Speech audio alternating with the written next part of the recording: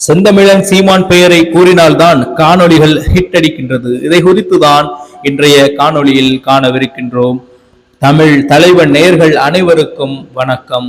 செந்தமிழன் சீமான் என்ற தனிநபர் மிகப்பெரிய ஒரு படையை கட்டமைத்து கிட்டத்தட்ட தமிழ்நாட்டு அரசியலிலும் சரி, இந்திய அரசியலிலும் சரி 14 ஆண்டுகளுக்கு மேலாக தனித்த ஒரு மனிதனாக நின்று மக்களிடத்தில் தொடர்ச்சியாக நல்ல கருத்துக்களை கூறி, அதிலும் குறிப்பாக தமிழர் என்ற தமிழ் தேசிய தத்துவங்களை மக்கள் மனதில் விதைத்து, அதன் மூலமாக நடந்து முடிந்த நாடாளுமன்ற தேர்தலில் மிகப்பெரிய வாக்கான 8.22% வாக்குகளை பெற்று அங்கீகரிக்கப்பட்ட மாநில கட்சியாக உருவெடுத்து நிற்கின்றார். ஆனால் செந்தமிழன் சீமான் என்பவர் ஆரம்ப கட்டத்தில் தமிழ்நாட்டில் இருக்கக்கூடிய ஊடகங்கள் என்பது தெரிந்தே அவரை பற்றி பேசாமலும் எழுதாமலும் இருந்தார்கள். அது ஒரு காலம் என்றே கூறலாம். ஆனால் தற்பொழுது அவர் எதுவுமே கூறாவிட்டாலும் அவருடைய முகத்தையும் அவருடைய பேச்சையும் அவருடைய பேசிய எழுத்துக்களையும் யூடியூப்புகளில் அட்டைப்படமாக வைத்து செந்தமிழன் சீமான் அவர்களுடைய முகத்தை காட்டி மட்டுமே தற்பொழுது காணொளிகளை ஹிட் அடிக்கின்றார்கள் ஊடகவியலாளர்கள் என்றால் அந்த சொற்றொடர் மிகையாகாது. சீமான் என்பவர் மிகப்பெரிய செய்தியாக மாற்றப்பட்டு, மேலும் அவருடைய பேச்சை மட்டுமே ரசிக்கக்கூடிய, கேட்கக்கூடிய, எதிர்க்கக்கூடிய அல்லது ஆதரிக்கக்கூடிய மக்களின் பார்வைகளை பெறுகின்றார்கள் இந்த வலையொலிகள் அல்லது பெரிய ஊடகங்கள் என்றால் அந்த சொற்றொடர் மிகையாகாது.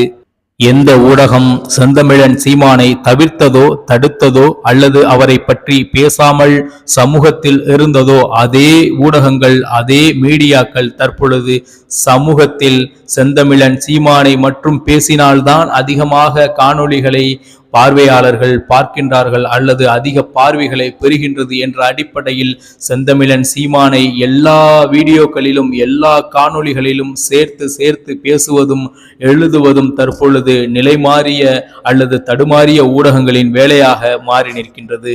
தலைகீழ் மாற்றம் என்று செந்தமிழன் சீமான் அவர்கள் அடிக்கடி மேடை தோறும் முழங்குவார். இதுதான் தலைகீழ் மாற்றம். எங்கே நாம் தடுக்கப்படுகின்றோமோ, எங்கே நாம் ஒடுக்கப்படுகின்றோமோ, எங்கே நாம் அடிக்கப்படுகின்றோமோ, எங்கே நம்மை வளர விடாமல் தடுக்கின்றார்களோ, அங்கே நாம் வளர்ந்து எழுந்து நின்று மக்களிடத்தில் நாங்கள் தமிழர்கள் என்பதை புரிய வைத்து தெளிவடைய செய்து அங்கே வெற்றி பெற்று காட்டியது செந்தமிழன் சீமானும் நாம் தமிழர் கட்சியும் என்றால் அந்த சொற்றொடர் மிகையாகாது. அதனுடைய ஆதாரமாக நடந்து முடிந்த நாடாளுமன்ற தேர்தலில் 36 லட்சம் வாக்குகளை செந்தமிழன் சீமான் தலைமையிலான நாம் தமிழர் கட்சி பெற்றிருக்கின்றது. அதற்கு அர்த்தம் என்னவென்றால் 36 லட்சம் தமிழ் மக்கள் செந்தமிழன் சீமானையும் நாம் தமிழர் கட்சியையும் தொடர்ச்சியாக தமிழ்நாட்டில் நடக்கக்கூடிய எல்லா தேர்தல்களிலும் ஆதரிக்க துவங்குகிறார்கள் அல்லது ஆதரித்துக் கொண்டு இருக்கின்றார்கள் என்பதுதான் அதனுடைய மிக முக்கிய அர்த்தமாக இருந்து வருகின்றது.